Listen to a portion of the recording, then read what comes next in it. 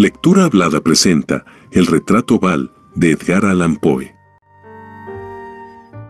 El castillo al cual mi criado se había atrevido a entrar por la fuerza antes de permitir que, gravemente herido como estaba, pasara yo la noche al aire libre, era una de esas construcciones en las que se mezclan la lobreguez y la grandeza, y que durante largo tiempo se han alzado cejijuntas en los Apeninos, tan ciertas en la realidad como en la imaginación de M.R.S. Radcliffe.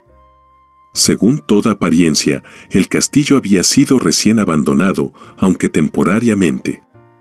Nos instalamos en uno de los aposentos más pequeños y menos suntuosos. Hallábase en una apartada torre del edificio, sus decoraciones eran ricas, pero ajadas y viejas.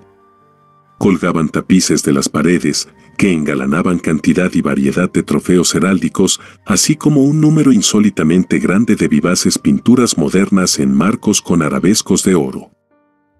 Aquellas pinturas, no solamente emplazadas a lo largo de las paredes sino en diversos nichos que la extraña arquitectura del castillo exigía, despertaron profundamente mi interés, quizá a causa de mi incipiente delirio. Ordené, por tanto, a Pedro que cerrara las pesadas persianas del aposento, pues era ya de noche, que encendiera las bujías de un alto candelabro situado a la cabecera de mi lecho y descorriera de par en par las orladas cortinas de terciopelo negro que envolvían la cama. Al hacerlo así deseaba entregarme, si no al sueño, por lo menos a la alternada contemplación de las pinturas y al examen de un pequeño volumen que habíamos encontrado sobre la almohada y que contenía la descripción y la crítica de aquellas. Mucho leí, e intensamente miré. Rápidas y brillantes volaron las horas hasta llegar la profunda medianoche. La posición del candelabro me molestaba, pero, para no incomodar a mi amodorrado sirviente, alargué con dificultad la mano y lo coloqué de manera que su luz cayera directamente sobre el libro. El cambio, empero, produjo un efecto por completo inesperado. Los rayos de las numerosas bujías, pues eran muchas, cayeron en un nicho del aposento que una de las columnas del lecho había mantenido hasta ese momento en la más profunda sombra. Pude ver así, vívidamente, una pintura que me había pasado inadvertida. Era el retrato de una joven que empezaba ya a ser mujer. Miré presurosamente su retrato y cerré los ojos. Al principio no alcancé a comprender por qué lo había hecho. Pero mientras mis párpados continuaban cerrados, cruzó por mi mente la razón de mi conducta. Era un movimiento impulsivo a fin de ganar tiempo para pensar, para asegurarme de que mi visión no me había engañado, para calmar y someter mi fantasía antes de otra contemplación más serena y más segura. Instantes después volví a mirar fijamente la pintura. Ya no podía ni quería dudar de que estaba viendo bien, puesto que el primer destello de las bujías sobre aquella tela 3 había disipado la soñolienta modorra que pesaba sobre mis sentidos, devolviéndome al punto a la vigilia. Como ya he dicho, el retrato representaba a una mujer joven. Solo abarcaba la cabeza y los hombros, pintados de la manera que técnicamente se denomina vignette, y que se parece mucho al estilo de las cabezas favoritas de Sally. Los brazos, el seno y hasta los extremos del radiante cabello se mezclaban imperceptiblemente en la vaga, pero profunda sombra que formaba el fondo del retrato. El marco era oval, ricamente dorado y afiligranado en estilo morisco. Como objeto de arte, nada podía ser más admirable que aquella pintura.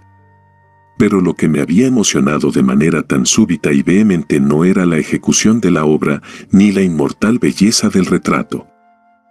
Menos aún cabía pensar que mi fantasía, arrancada de un semisueño, hubiera confundido aquella cabeza con la de una persona viviente.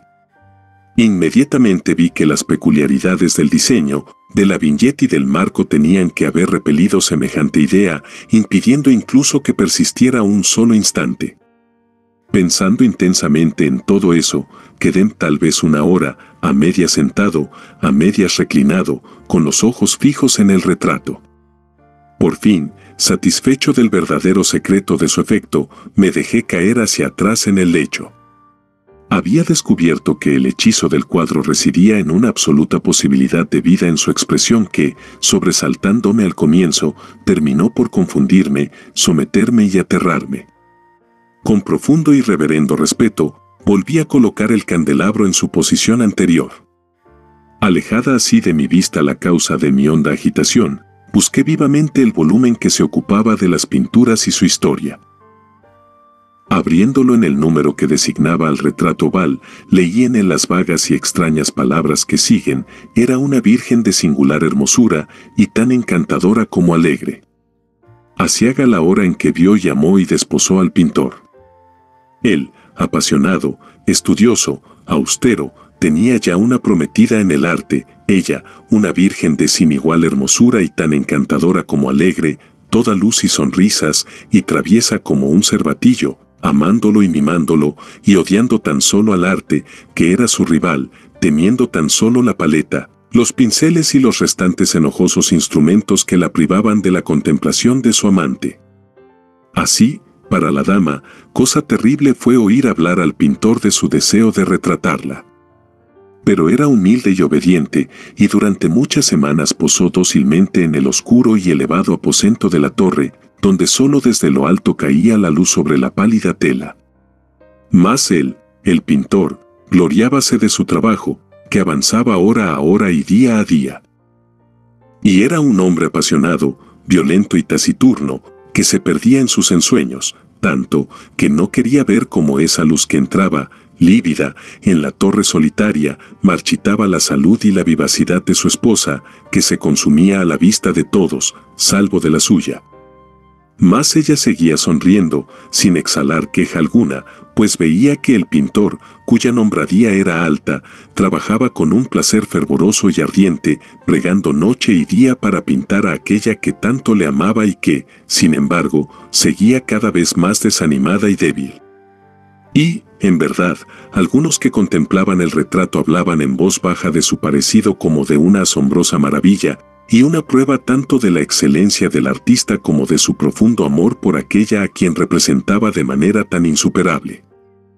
Pero, a la larga, a medida que el trabajo se acercaba a su conclusión, nadie fue admitido ya en la torre, pues el pintor habíase exaltado en el ardor de su trabajo y apenas se apartaba los ojos de la tela, incluso para mirar el rostro de su esposa.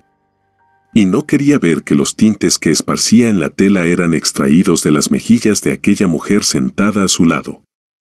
Y cuando pasaron muchas semanas y poco quedaba por hacer, salvo una pincelada en la boca y un matiz en los ojos, el espíritu de la dama osciló, vacilante como la llama en el tubo de la lámpara. Y entonces la pincelada fue puesta y aplicado el matiz, y durante un momento el pintor quedó en trance frente a la obra cumplida. Pero, cuando estaba mirándola, púsose pálido y tembló mientras gritaba, «Ciertamente, esta es la vida misma», y volvióse de improviso para mirar a su amada. Estaba muerta.